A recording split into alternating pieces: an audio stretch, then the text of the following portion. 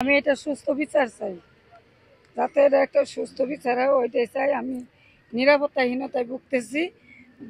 কয়দিন পর পরে আমার স্বামীকে ওরা মারে, অচল, উনি একবারে অচল, হাঁটতে পারে না, অসুস্থ। ওরা সবসময় দল বাইরে এসে মারে। আমরা কিছু বলতে গেলে আমাদের এই যে এইভাবে মারধর করছে।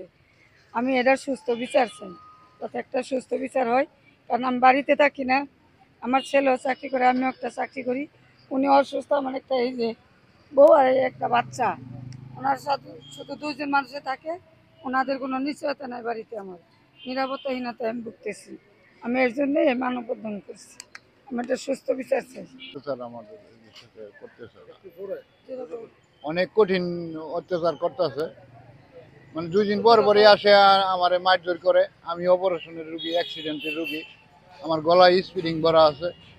আমার গলায় চিপ দিয়া আমার মারিয়ালানোর চেষ্টা করছিল এবং আমার দুইটা দাঁতও ভেঙে ফেলাইছে ঘুষি দিয়া। প্রথম 2টা দাঁত ঘুষি দিয়ে ভেঙে ফেলাইছে ও।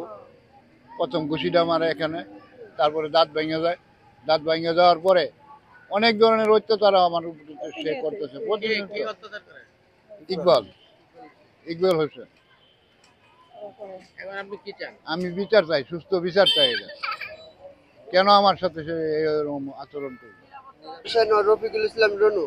আমাদের কোনো নিরাপত্তা নাই।